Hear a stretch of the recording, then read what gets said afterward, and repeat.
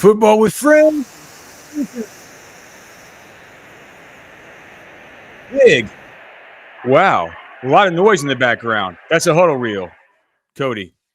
I was like, what was that? Yeah, I think it was a huddle. I had some huddle on. Cody, explain to them why we're so late today. I'll explain it to you. I simply picked up my wife and I decided that I had 10 minutes to make dinner. And so I threw together dinner in 10 minutes and I had to get a bite out of it. Otherwise, I knew I was going to miss out because I had Texas beef traders. That's a rib. It's an upside down picture, but that is a Texas beef trader ribeye on the right with some chimichurri and some hush puppies. Did you make And the chimichurri and the hush puppies yourself? yeah, and I knew she made the chimichurri last night. So I made the steak today, and then we got hush puppies. And I knew if I didn't have at least a bite of that steak before the show, there was going to be none left. That's just how it goes. And the last time Cody came on a show after trying to eat steak too fast, it turned out it got clogged in his mouth. So I said, dude, make sure it's all chewed up and you drank some water or something before we get going. So sorry about being a little bit late. We got a bunch to get to today. We are back from our NFL draft coverage. So definitely some stuff that I want to unpack from that. We can do that a little bit later on in the show. Why don't I throw to you, though, first? Because there's also this Steve Sarkisian was at the Houston Touchdown Club today. Have some quotes from that. Have some thoughts about some of the stuff that he said, particularly as it pertains to Quinn Ewers. There was also a question in the chat about Ryan Watts. We'll get to that. And, other kind of unfortunate news earlier today about Nick Brooks, the backup left tackle. Just, the content keeps coming. Let's start out with this recruiting weekend, though. And Texas looks like it's kind of not making up ground, but Texas is in a good spot with like three of these dudes that Sam Spiegelman wrote up for Rivals National today. Yes. He wrote up. So Jerriel McCoy I thought I was going to start with the running back, so I was unprepared for this, but I was going to start we can start with the running back. Okay. So I was going to talk about Elijah Kimble, the running back that Jason brought up today, out of state kid that came all the way from New York, the state of New York, Buffalo, New York.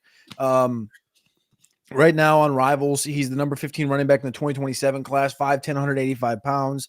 Over the course of the last month, he's visited Notre Dame, Ohio State, and now Texas. Interesting connection here. He has not received the Texas offer yet, but his offer sheet does include, or at least according to Jason's write-up, his offer sheet does include Ohio State, Michigan, Notre Dame, and Oregon, teams like this. And the connection is that Chad Scott, the new running back coach for Texas, actually offered him at West Virginia. So there's a connection there, and that seems to be what is carried over to Texas. And he only had positive things to say really about Texas. 10 out of 10 visit. I love the city, the campus, everything. It's a beautiful city. And he said he would say that Texas is a top 5 to top 3. So between top 5 and top 3 for him. And I know you just watched Elijah Kimble here for a second, so I'll kind of let you marinate on that. But he had 1,700 yards this last season, just barely over 200 carries. I think he had 33 rushing touchdowns, and that's as a sophomore. And if you turn on the tape, like there's only, I would say probably the player that I've seen the most in my life in person, take the most carries in my life, right, is Adrian Peterson. Growing up in Minnesota, I saw a lot of Adrian Peterson on a weekly basis. Family had tickets, so we always went up and watched. And don't take this the wrong way because this player's the size is nowhere near the same. He's 5'10". He's 185 pounds. Adrian was like 6'1", 6'2", 227. But from a surface area, he runs with a lot of surface area up. I got a bad shadow coming in.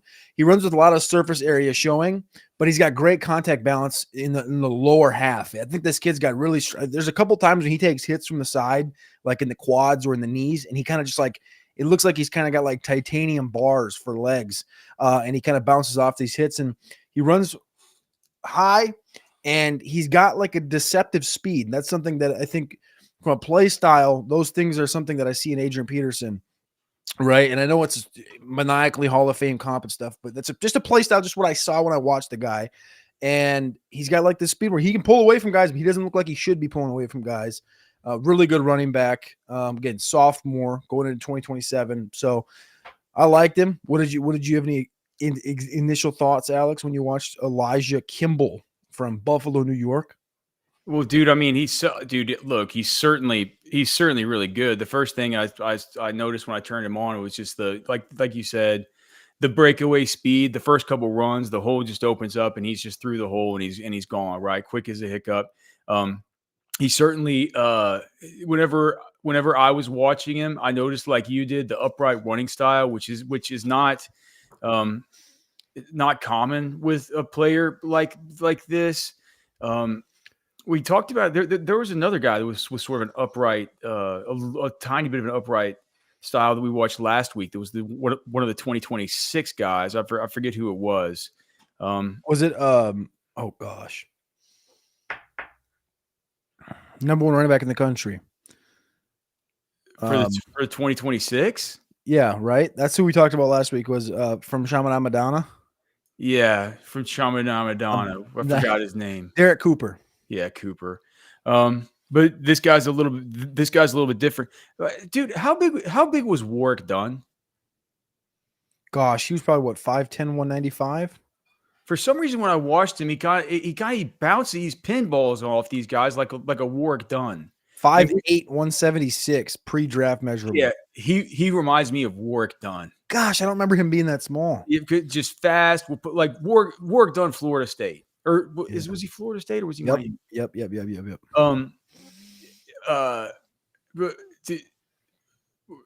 Little bit ran, and I just put on some, as we were talking, I just put on some Warwick Dunn, NFL highlights. But I'll bet you if I watch the Florida State stuff, he has a little bit of a similar style. I know it's like, we're not comparing the guy to Warwick Dunn, or certainly not Adrian Peterson, because Cody, that's more of just a play style comp, right? That's what people don't know already. They'll know now. That's just I comp on play style. I don't comp on than that. Hey, dude, I mean, he looks like a bull. I think it's good. Like, I think it's like a the gallop is the really the term. When I think of Adrian Peterson, I think of this like charging up. He's not like a bursty guy. He's just the gallop in the guy's stride and the upright running and just the cuts. There's some cuts in there where they're like, they seem a little bit lumbering, but he's like, they're really, really efficient. Well, yeah. Just the whole AP economy in motion, and it's just different with AP because, whenever the head got a bobbin, man, you knew that it was the 24th carry of the day, and that was just going to be the one that he broke off, and there was so much that he brought to the table, man. This one of the best that I've ever, like you, I've gotten to see him live a whole lot in my life too, and that guy's something to even to evoke his name in any kind of stylistic way is pretty high praise. I think this guy, I don't do comps like that. So I thought, I don't see any AP in him, but I think Warwick Dunn, something like he seems smaller to me than 185, for one. And it's a little bit interesting to see his, kind of his pad level and stuff, but it doesn't matter. It really, like you said, really good contact balance, good shed ability through the hips. And once he's to the second and third level, if he gets there, he's gone. My question is the same question as Brad or Chad Big Shedda Gibson. What's the high school competition like in New York? And to be completely honest, I have no idea. Especially upstate New York. Yeah, I think it might be a little bit better in the southern part because you think about like the DMV floats up to Baltimore.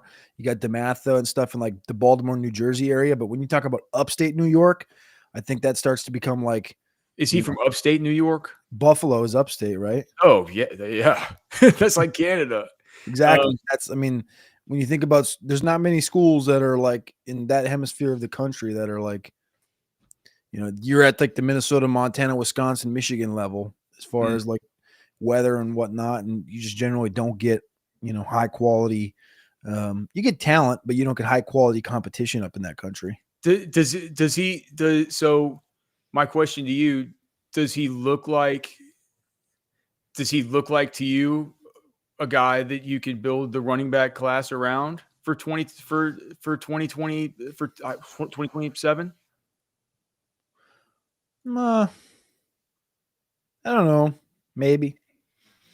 I think he's a take, but I wouldn't say he's like a, I'm not going to come out here and I know it's going to sound weird because I just like literally invoked the word Adrian Peterson, but it's like a play style thing. But I wouldn't say he's close to Javian Osborne. I know he's a year younger. Javian Osborne, Crowell, KJ Edwards.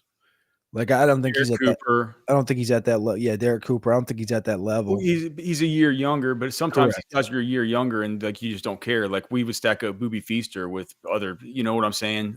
Guys in the class before him. Exactly. I think Yeah, he's good, but I to say like I think he'd be closer to like a Ricky Stewart conversation. Yeah, I think that's about right. And is Ricky Stewart the kind of guy that you're going to want to build the kind of the class around for it? I would venture to say it's like if you want that running back class to be one you can look back as being one that's productive and stuff, you need a Ricky Stewart plus a James Simon. Yeah, he's like the second guy in the group, I would say. Yeah. So I like him. What is Elijah Kimble? I didn't even look at his rivals profile. Is he a 4-star? He's a 4-star, 5.8. He's a top 200. He's ranked 191 nationally, and he's the 15th ranked running back. But Texas hadn't offered. Texas has not offered. Also, if you look at the landscape of the running back position right now in America in next year's class, there is 2 Texas kids in the top 50. Or sorry, 1 Texas kid in the top 15. Jacoby Dixon from Brenham is ranked 11th. It's the only running back in the top 15 from the state of Texas. What is he ranked overall? Jacoby Dixon? Yeah. 149. So he just got an offer from Oregon 6 weeks ago, and he got an offer from Florida last weekend. So this question from Sark After Dark: who's better, Cooper or Crowell? I personally, I would prefer Cooper. Yep. But Cooper's like the 14th ranked player in the country right now. Yeah, I would prefer Cooper to Crowell. I think that they're both good. I think that they're both really good. It's so weird that I put Javian Osborne in that same bucket too. But Texas, Texas is out with him, but it's I put Osborne ahead of him, but yeah, that Texas doesn't see it doesn't see it the same way with that guy. What about the other dudes? Dude, how about this kid, Germaine Bishop Jr. Did you watch him at all? I have not yet. Dude, he's fun as hell. What position? I mean, he's an athlete right now on Rivals. I would play him at receiver. I think he looks like Tank Dell. Well, he's 155 pounds, so that checks out. Yeah, dude, but he jumps over guys and stuff. Cody, he has maniacal highlights, and the way that he the way that he extends for the football, I guarantee you, he has bigger hands than a regular 155 dude. As far as on defense, just really good ball skills and stuff. But I look at him and I see an offensive weapon. It looks like I looked around at some of the other sites. I thought it was it 24/7 that has him listed straight up just as a corner. No, maybe it was On 3. I forgot who. One of these sites, it was talked about him, wrote him up as a corner, a 2026 corner. It looks like 24/7 has him as an athlete. Rivals has him as an athlete. But I don't know. Maybe it's just an article that kind of talked about him as a corner and was just sloppy about it. So the article that Sam Spiegelman put up, he says the Longhorns are battling A&M and Houston over the top 10 athlete in Rivals 250, who Texas loves as a cornerback in the 2026 class. Okay. Well, I mean, dude, just his ball skills are just through the roof. I think he would. I mean, he just did excellent choice for a field corner. Just a small area burst, dude. Like he's one of these guys where it's like on the field side, like on the wide side of a field, if you need a guy, like we talked earlier about the economy of motion, right? Just getting out of T steps, hanging with these receivers, getting in and out of their breaks and stuff like that. This is a little guy who's just stick on you, man. He's a dog. So I think what is the word on him with Texas? So Germaine Bishop, like I said, is battling with A&M in Houston, and Texas in italics loves as a cornerback. He says it was great to visit Texas this weekend for spring practices. He also caught a baseball game on campus. Campus. Gosh, I can't say the word campus today. He said of the return to Texas, I got to see the Longhorns get after it a little and watch them in the heat of battle. They've definitely been recruiting me hard this spring and have definitely applied more pressure in the last 6 months. The culture and the family and the vibes they give off over there is awesome. Texas has been recruiting me almost the whole staff since day one. They should. Well, dude, David Keith Williams is in the chat saying he's worried he's too small. Dude, here's the thing. I don't think you got to worry about that in college. I think that's more of an NFL thing. Like Emmanuel Forbes, Travis Hunter's, 180 pounds. And Emmanuel Forbes was 165 pounds. You drafted in round 1 from Mississippi State. But he stunk. He stunk in the NFL. We're talking about going high school to college, though. Right. You can translate to college and be that light because, you're not competing against, alpha men. When you're competing against men like A.J. Brown or DK Metcalf or George Pickens on a weekly basis in the NFL, it's a little bit tougher than you're going, in college against, guys that, even though it's the SEC, you still have a weekly. Like, can you name who the number 2 cornerback or the number 2 receiver was for Mississippi State last year? Yeah, it was. Or for Florida? Like, they're not guys that are come right off the tongue, right? Like the NFL. Wasn't DK technically their number 2? Was he their number 1? But I think didn't they have another guy besides DK, a younger one? Yeah, they got what the hell is his name? This is my whole point, though, is they don't come off the tongue, and it's not as difficult as it is in the NFL to be 155, 165 pounds. Eugene Wilson was the other receiver. Yeah, Wilson. But yeah, so I think he's going to be. I think he has the ability to be just fine. 155, 165, as long as he's growing. Like, he's 6 foot tall. It's not like he's 5'7", 155, and it's like that's unplayable at the Division I level. He's got the height and the length and the ball skills. You can work with that at the college level if you're. Is he 6 feet? That's what he's listed at. He's not 6 feet. Maybe we got a problem. If he's 5'9", maybe. I bet she's 5'10" or like 5'097" or something. I don't 5'7"? 5097. Oh, 5097. I was like something kind of like that, I bet. Okay. So that is, and it looks like different. Yeah. So different heights is the different stuff. He's listed at 5'11" in some other places. So, I think that's probably closer to, like I said, probably 5'10" or just under. But dude, awesome player. I think, dude, he's a take all the way. He's just fun, dude. I can't wait for you to watch his huddle. I know that you've watched what's the other guy? The Jerriel McCoy. Yeah, so I know you've watched him. I've watched him too. The defensive end. Remind me, was he from Willis? He's from Tupelo, Mississippi. Who's from Willis? Is that Bishop?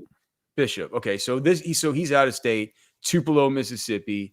Sort of a strong side defensive end / a dude who they played a little bit more inside this last year in his junior season, where I believe they were the state champs this year.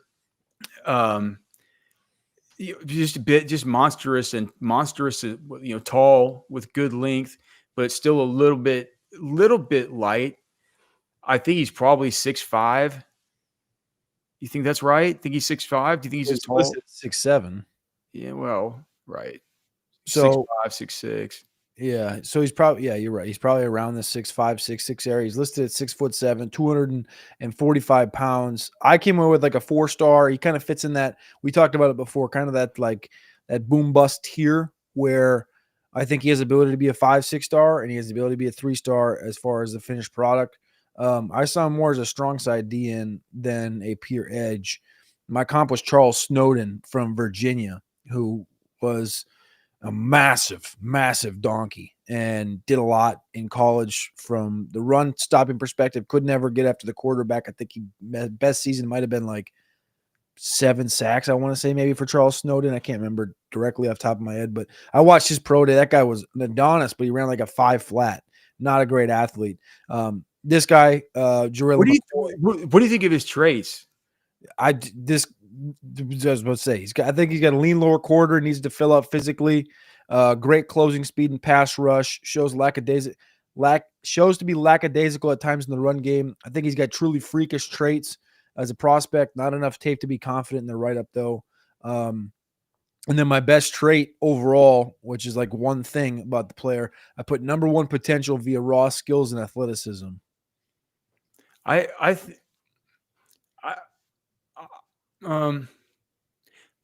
think he's good. I think he's good. I'm not over the moon for the player.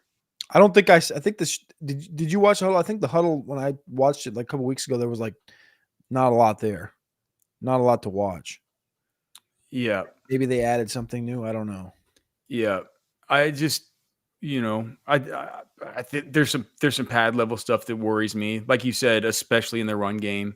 But I'm like you. I think that if he can get if he can get a little bit better with his feet, get his feet connected a little bit with his hands whenever he first gets into engagement, get that pad level a little bit down. I think his bend, and like you said, his ability to close is pretty good. Sophomore, that's what this was. There was no junior tape. Well, I mean, some of these guys, if they're getting this heavily recruited, sometimes they just don't do it. But generally, we would like to get the junior tape to see it. Yeah, that's why I wrote that up. Because if I was reading an article on him earlier, and it was saying that it was in his junior season, I was like, well, where is the junior tape? Because in the article, it was for some other school. In the article, it said he was asked to play more inside during his junior year. And I'm like, all right, well, let's see it. Did he put on weight? Like, what does it look? And I can't find it. Yeah. So it's just kind of, I'm kind of putting a pin on that. And I don't have my full thoughts together about him. I can just say I guess my point is I didn't see anything in the sophomore, and it's not tape. It's highlights. But yep. I didn't see anything in the sophomore highlights where I was like, woo, there's that one thing there that I can just really hang my hat on, and I think super awesome. So the note on him from Sam Spiegelman from Rivals was, so again, he's a 5.94 star. He's 106th ranked player in the country right now, the 10th ranked defensive end. And over in February, he got 2 FutureCasts put in, one from Spiegelman about Ole Miss.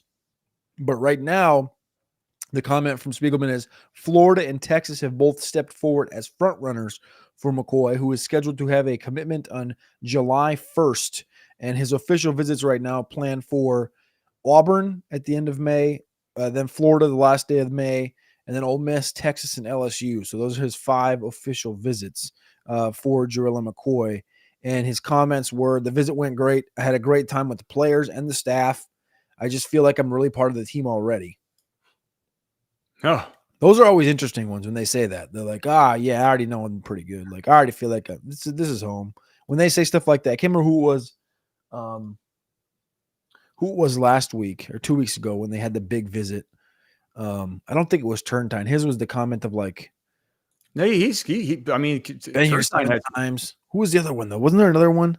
I don't know. Turntine had some pretty nice things to say about Texas. No, I know, but I'm saying there was one. I don't think it was Turntine, but somebody was basically like, "Oh yeah, dude. Like I already know where this is at. Like these are my boys." Like he basically like inferred like he was already on the team type of situation. That's always an interesting vibe to hear a player talk about. It always makes you wonder. Like if I go over to the Florida site, did he tell them the same thing?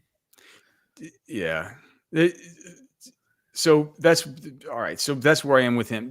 This is all to get around to this this third dude. Did you watch the defensive tackle Vonnie Cleveland from Birmingham, Alabama? I have not. 2026. Just go to Huddle real quick and just put it on. I did. I type it in right now. Okay. So the report from him is that so he made his first trip out to Austin over the weekend, and Spiegelman on Rivals is saying that Texas has definitely they're right in the mix with him now. He said everything went great. He said I had a great experience getting on campus and getting to meet with Coach Sarkisian and Coach Baker, watching practice, seeing how they coach, develop guys at a high level. He was at one point committed to Alabama, but he decommitted, and now he's considering Miami, Florida, Auburn, Georgia, and UNC.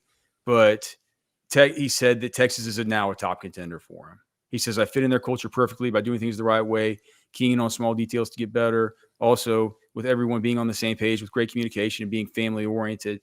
Cody, I mean, I know that I'm going to be predisposed anyway to always like want Texas to take defensive tackles, right? I want more of them.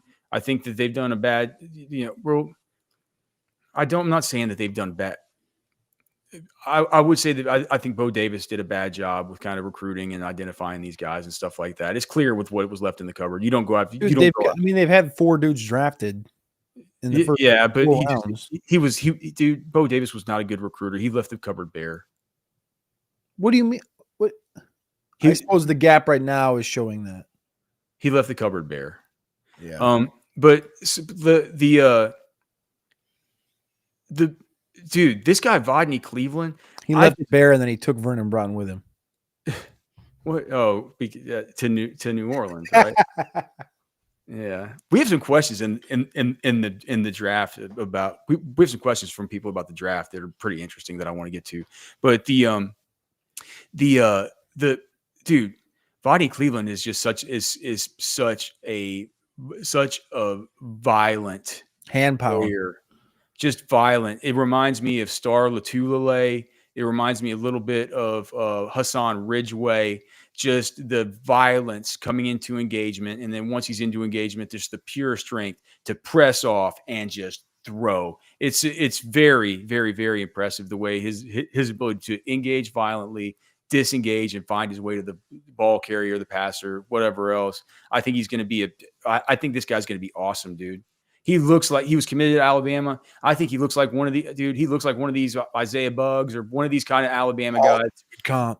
Do you know what I mean? Like one of these guys that just comes in and you're just like, God, leave. It's like, who knows as far as NFL stuff, but long arms, engages with violence, disengages, finds space, makes plays on the football. It's Eric Brown.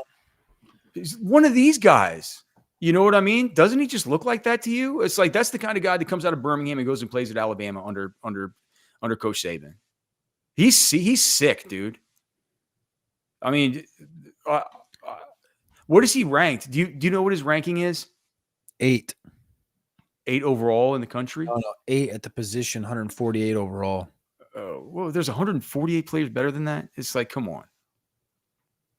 He's got some great hand power. It's just pass rush moves, massive swim here. I mean, he's a stump when he wants to be. They got him in here at fullback. Oh my God. Boom, 2 pancakes. Like this is an athlete too. This is a dude.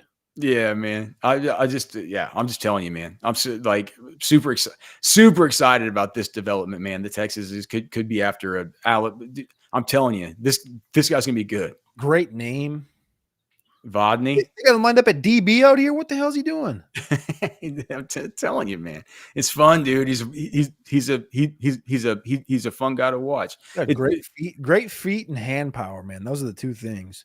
It's a great place to eat at Texas Beef Traders. Cody will tell you he's got some ribeye from Texas Beef Traders waiting on him. He didn't even take one night to start eating some of the care package that Darren sent him that I brought him there at the draft house.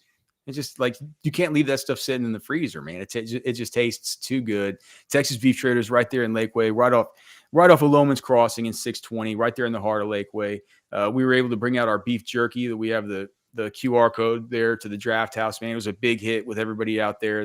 They're like, how does it taste so good? We're like, well, man, we think it's because they use all the best cuts, man. Like we want it to be chewy and good, but we also want it to not be. I don't like beef jerky that tastes like it's. You don't want it like all I'm chewing on a doggy chew toy that's gonna chew on it for 4 hours or something. I want it to be like kind of like I'm eating some beef, like a beef snack. That's how the beef jerky tastes. That's how the beef all tastes at Texas Beef Traders. You get 10% off whenever you use the promo. You don't even have to use a promo code. Just say, dude, Alex and Cody sent me. They're not only going to give you 10% off. If you go in the store, they're going to probably give you some beers. They'll ask you if you want some wine. They could ask you if you want some other stuff that Darren might have back there. Not that I told you anything about it. Go check out Texas Beef Traders. Go up there, tell them that we sent you. Tell them this. Say, dude, Darren, Alex just said, hey, can we just do the Texas Beef Traders thing? And Darren will be like, I know what you need. I got you. You got 20 minutes, 30 minutes. Sit back and you'll have the best half hour of your life.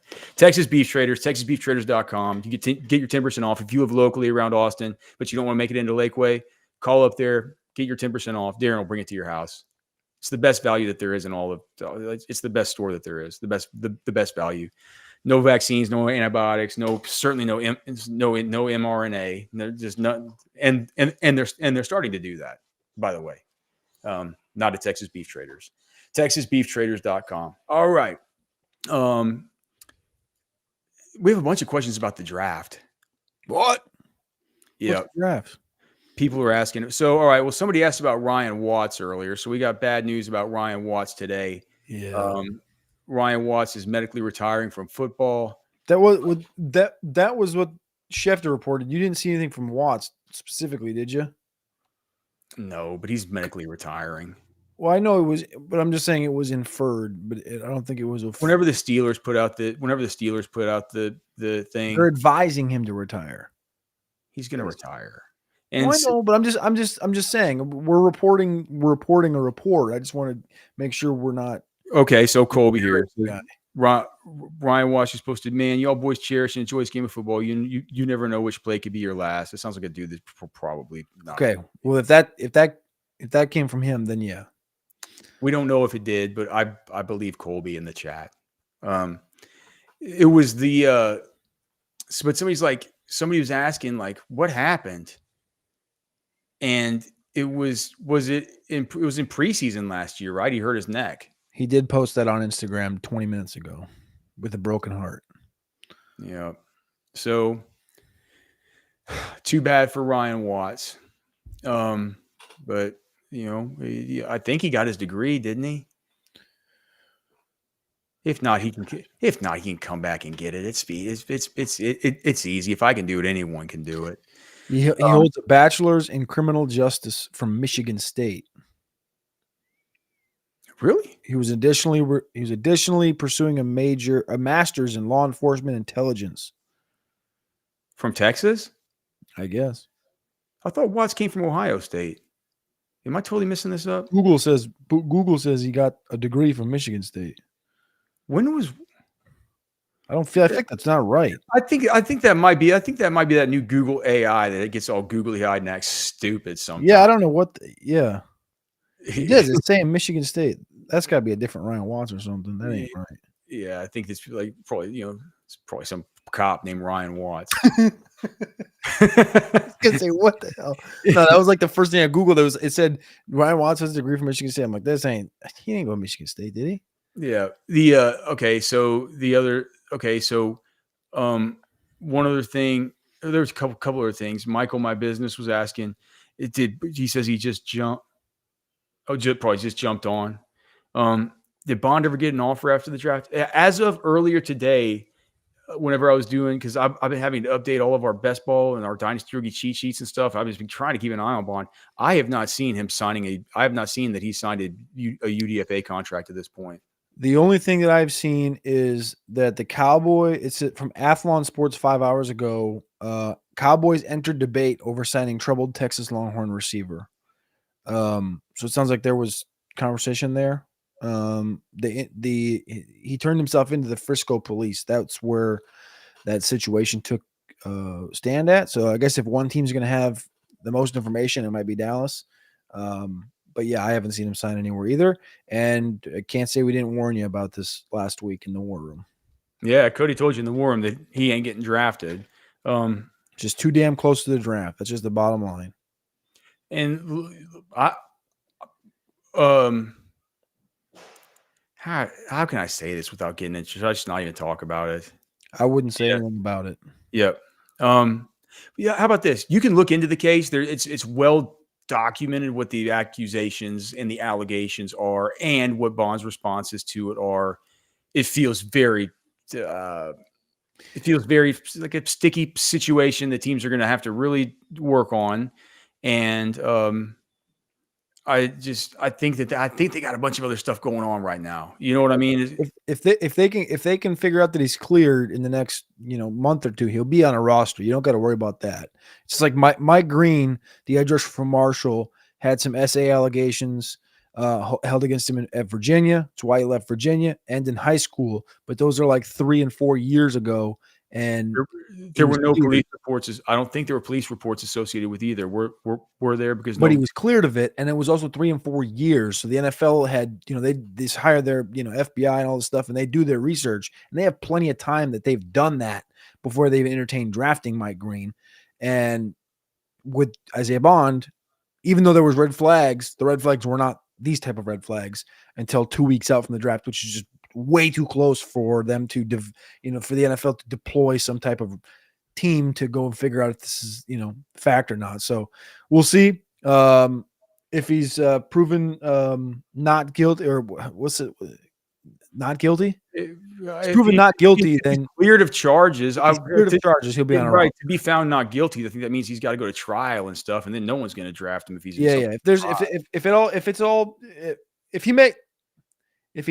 If he didn't do anything wrong, he'll be on a roster. You don't got to worry about that. Yep. Yeah, somebody will pick him up at the talent. Did you see that he got? I'm not sure if it's fake or not, but did you see that he got one of these Joker prank calls too? How stupid is that? How stupid is all these prank calls?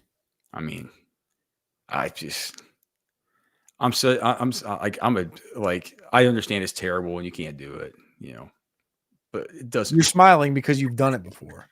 I've never done that like that, But the thing is, I'm a sucker for prank calls, man. I find them to be funny. 100,000% agree with you. Juvenile and stupid. 100,000% agree with you, but in that situation, yeah, like you're severely playing with people's emotions. The guy that was calling Isaiah Bond was acting like he was. I forgot exactly like he was Mickey Loomis or somebody, and then he said he was getting off the phone with him, and he goes, roll tide, Isaiah. and Isaiah's like, oh yes, sir, roll tide. He's just probably like, why is this guy telling me roll tide? Anyway, we shouldn't be laughing about it. And then all right, so somebody else. So I thought this was an interesting question here. Which day 3 Longhorn has the best chance to be a steal? Layup. Actually, there's 2 answers, 2 layups. Actually, there's shit. I mean, they're all good answers. Cam, dude, how about this? I need to pull it up and see where the Eagles got Cam in the 6th, and we talked about arm length and whatnot, and like how Kelvin Banks had the 85-inch wingspan. The 2 biggest wingspans, though, at the combine this year, Hall and Pierce from Rutgers, who's 6'8", 350 or 60, and then Cam Williams, who's 85 inches as well. The Eagles drafted Cam Williams, and then they signed Hall and Pierce in free agency. And they also have Jordan Mailata, who's got like an 85 or 86-inch wingspan. They just got all wingspan team. I think you could put like Hall and Pierce, Jordan Mailata, and Cam Williams on the field together, and I think you could probably reach sideline to sideline. One of my favorite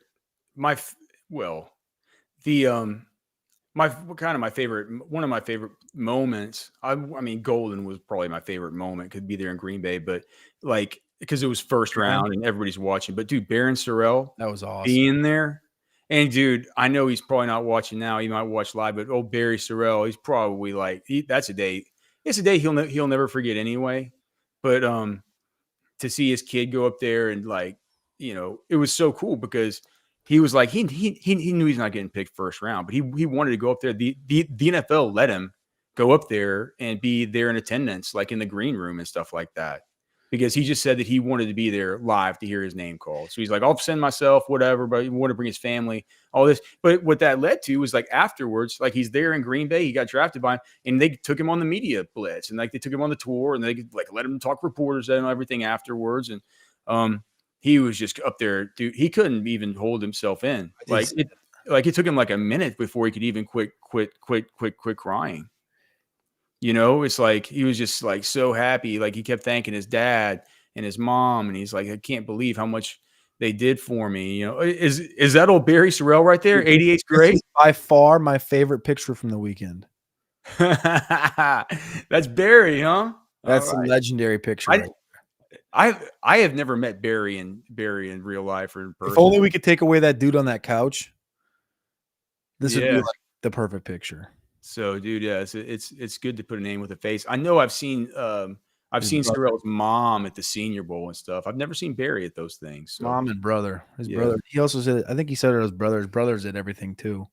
Yeah, we seen his brother at the combine and at the 88 is great though. I tell you that. I tweeted that as soon as he was drafted. It's great. I mean, all those day three guys. Sorrell, Cam was cool. Jaden Blue got the nuts landing spot. He's going to be the running. I can't believe because I'm having to do this stuff like listening around in the fantasy football world about what people are saying about where these players are going to get drafted for dynasty drafts and for next year and all the rest of it, right? And people are acting like Jaden Blue is just the Deuce Vaughn replacement. I'm like, have you guys watched any of these guys that the Cowboys have on the roster have you watched, like, I want to ask these fantasy analysts, and I think that's what makes us a lot different with what we do at Roster Watch, clearly, right? But it's like, did you watch Jaden Blue last year?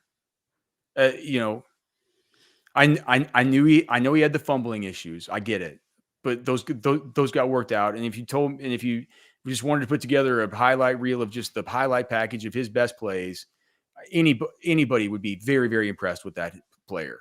And it's not only as a receiver or a gadget guy. He's big enough. Like, he's big. I know he only weighed 196 or whatever at the combine. He's played at more like 205, 206. He can hold up, man. And he's better at Javonte Williams stinks, dude.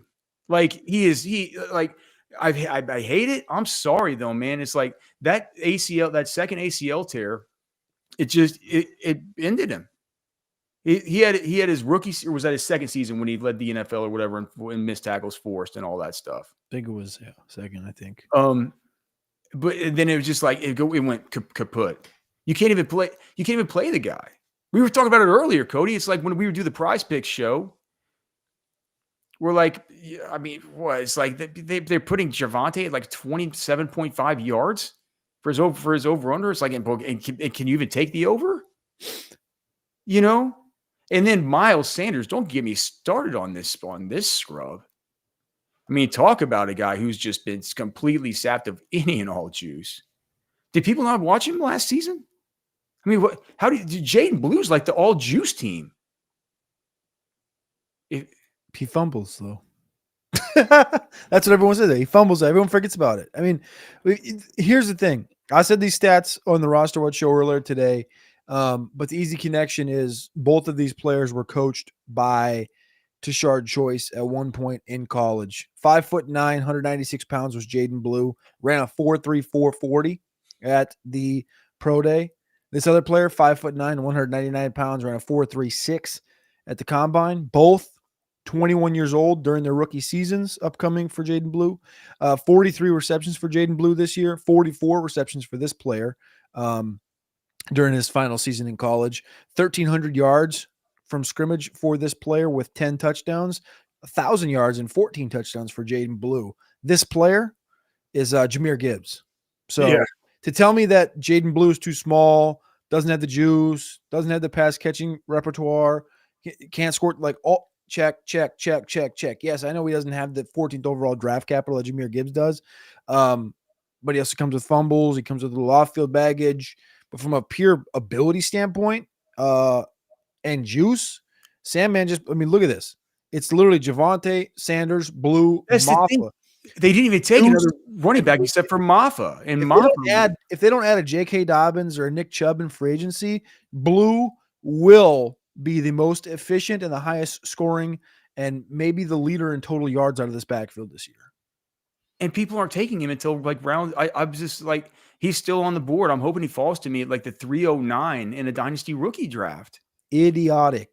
This is classic fantasy. I don't know what you would call it. This is just classic overthink. No, it's not overthink. It's Yes, it is. This is this is the No. nuts. If anybody in the first 3 rounds would have landed there, Caleb, Quinshon, anybody, RJ, you name it, they'd be a top 20, they'd be a top 15 pick. I don't think it's overthink. I think it's just uneducated swill. I don't think they've overthought anything. I don't think they thought about it at all. Anybody that takes 1 second to think about this is like, dude, how can I not want Jaden Blue on my dynasty roster or my fantasy football roster for like a cheap draft pick that's so inexpensive to me? It's like, if we're talking about him, like, well, hey, you're taking him in the first round and you got to take him over, Caleb Johnson or Quinshon Judkins or RJ Harvey. It's like, then you're like, well, yeah, no, I'm not doing that. But taking him around the time as some of these like day 3 wide receivers are like, what? So for me, I think Jaden Blue is a day 3. I think it's a day 3 smash, but I also love it for hey, when did Andrew Makuba go? 4th? Third. Third. No. He wasn't he like 60th overall? Okay, so he was 2nd.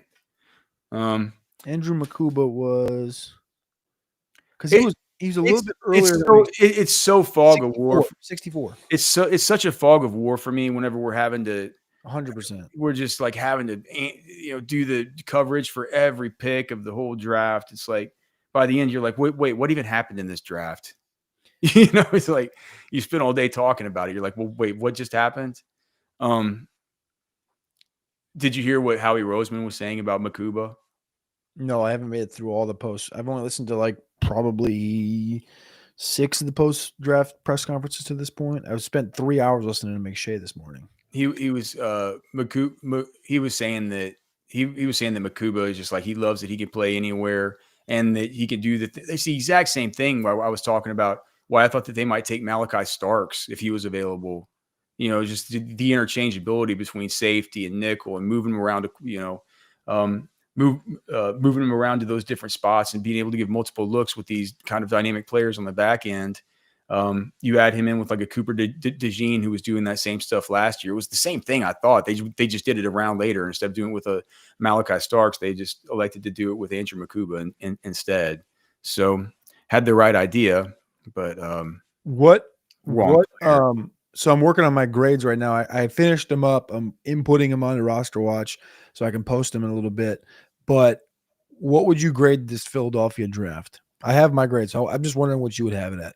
So Jahad Campbell at the end of the first, Andrew Makuba, defensive tackle Ty Robinson, Mac McWilliams from Central Florida, who we both love, Smile Munden from Georgia, Drew Kendall from Boston College, Kyle McCord, the quarterback from Syracuse, Miles Hendon from Michigan, and Cam Williams from Texas. So 2 Texas players, and then Antoine Powell-Ryland in the 6th round as well. It's tied for the best draft for me in grades. Yeah, but it's not as good as a typical Howie Roseman draft. No, but there's still some like Power 5 value. Cam Williams, I get it. Starting tackles from back-to-back seasons. Hinton didn't start in 24, in 23, but like Power 5 tackle, second in college football in sacks. Smile Munden. And they got Smile Munden, who, yeah. I mean, dude, do you remember what Kirby Smart would say about him at those weekly press conferences? Like, he's the best athlete on the team and stuff. Yeah. So, I mean, like that all that's good. I love that. I hate taking a hurt linebacker with your first, hurt inside linebacker with your first pick. That's all. But look, if Jahad Campbell turns out he's fine, it's like, I think it's back to, I don't think it's Howie's best work. I'd say his best work on the light side of most of this stuff. What? I'm a light grader. AKA I'm not saying like, well, were there any? Well, don't go easy on the Falcons. The Falcons got a 79. They were the 26th ranked team. Yeah. No. All right. Who did you have with the worst draft? Detroit. Oh, because they took Tyleek too early, and they didn't have a lot of picks, and it was just like Is that who they took again? Yeah, they took Tyleek at 28, Tate Ratledge at 57, That's Tesla, a good pick for them. Isaac Tesla, Miles Frazier, Ahmad Hassananen from Boise State, Dan Jackson, Dominic Lovett. Like it's kind of like there's going to be some fine. It's just a turd of a draft. I forgot they took Dominic Lovett. I didn't even put him on the cheat sheet. Lovett and Isaac Tesla. It's just like what? Like I love Tesla. I do. I know he's a great athlete, but it's just like the whole thing, the whole draft is just. Did they take him on day 2 though? Do they take him in round 3? Tesla in round 3, yeah. I'm not sure. I'm not sure he's a locked in day 2 wide receiver, Cody. It's like it's pretty. Yeah. I don't think he's 4 rounds better than Dominic Lovett. What do you think about what Coach Sark said today about Quinn? Did you read any of the stuff from the Touchdown Club? I wanted to listen to it, so I was kind of waiting for a video to get released. He was saying that he feels for Quinn. He just said that he was one of the first guys through all this talk about collectives and everything going on in the world of NIL. He never took money from our collective. Everything he did through NIL was through his name, image, and likeness, the actual intent of the rule. So on that front, I'm very grateful for what he did for our program. Isn't that an interesting thing to say? That's cool. He's probably like, who cares? I'm just going to talk about Fansville and Dr. Pep. Going to talk about like dude. Here's the thing. You guys know very well if it was me, I would be taking every bit of money that I could from them. Like I love getting money from sponsors and stuff like that. And look, we have almost 700 people watching right now. Like none of this would be possible without the great support from our great friends over at Specs, right? For bringing us the Specs chat line.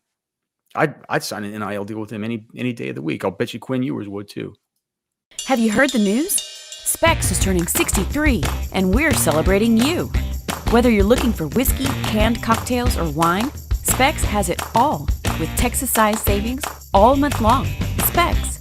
Cheers to save.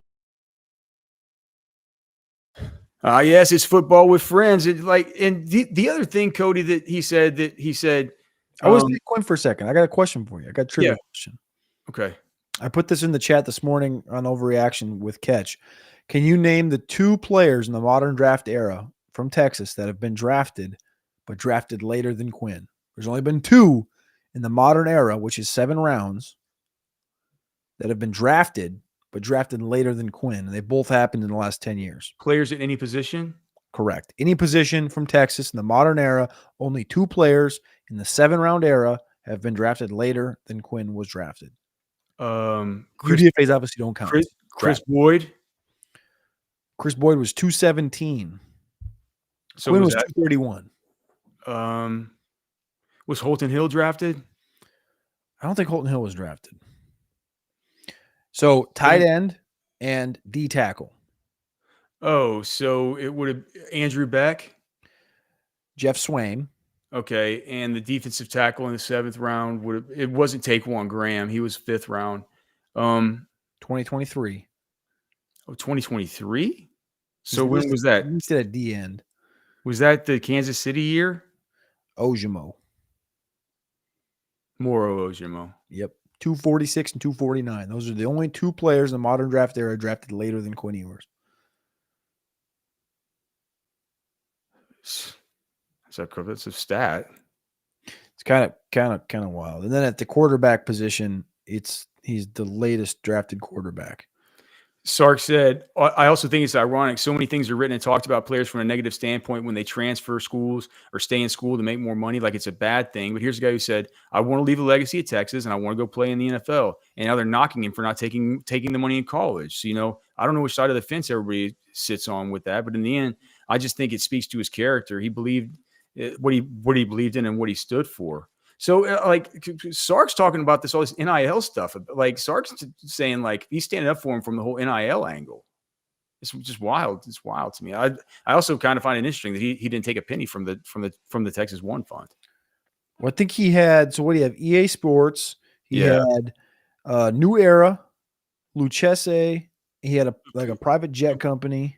Yeah, the Lucchese boots, and then he has the boots, and then he has Dr. Pepper. He gets up. He's had his sick cars free the whole time. And that didn't come through Texas One. So I guess he probably didn't need it. He didn't need it. I mean, Gosh, $1 million out of high school. I mean, he's you got $1 million for sitting around a year at Ohio State with that mullet. yeah. Well, hey, look, man. Wish Quinn nothing but the best. We still have a bunch more draft stuff to Is get it? to. Well, I know you got maybe a second on something else on Sark, but we never did. You say is your favorite day 3 pick Sorrell? No, it's Jaden Blue. Jaden Blue. Okay. Yeah. You think who has the best chance of being a Pro Bowler of those day 3 guys? Gunnar Helm to the Titans, Barron Sorrell to the Packers, Blue to the Cowboys, Cam Williams, Eagles, Hayden Connor, Cardinals, Quinn Ewers, Dolphins. I think it's he's gonna get his head on right, and it's gonna be Cam Williams playing right guard in the Mekhi Becton role there that they use for these big oversized ex-offensive tackle reclamation projects. All right. Now, you can email us, fwfemails@gmail.com. You can find us on X at Alex Dunlap NFL, at Cody Carpentier. Please remember, guys, we're here every night at 6 p.m. Make sure and tune in. Please like the show, subscribe to the channel. If you have a friend that might like the show, let them know about the show and send it to them. And if you're just watching the show for the first time and you've never heard of us before, but you like it, like, say, hey, dude, we're going to be back tomorrow, 6 p.m. So if you're watching it live, thank you. There are almost 700 of you guys between X, Facebook, and YouTube. And we know that 99% of you are going to be watching it tomorrow. So whether you're watching this Tuesday, whether you're watching it, whether you're watching it on Wednesday, or whether you're watching live, we couldn't do it without you. So thanks for helping us to grow the show and make it bigger and bigger and bigger. We can't tell you how much we appreciate all that. Thanks to our great sponsors: Poncho Outdoors, Texas Beef Traders, Specs Wine, Spirits, and Finer Foods, and of course Andy Ludicky over at MyPerfectFranchise.net. Man, this guy could change the world for you. Go to MyPerfectFranchise.net. Call up Andy. Thank you so much for being here. God bless you. We'll see you guys tomorrow. All right. For Cody, I'm Alex. We're done.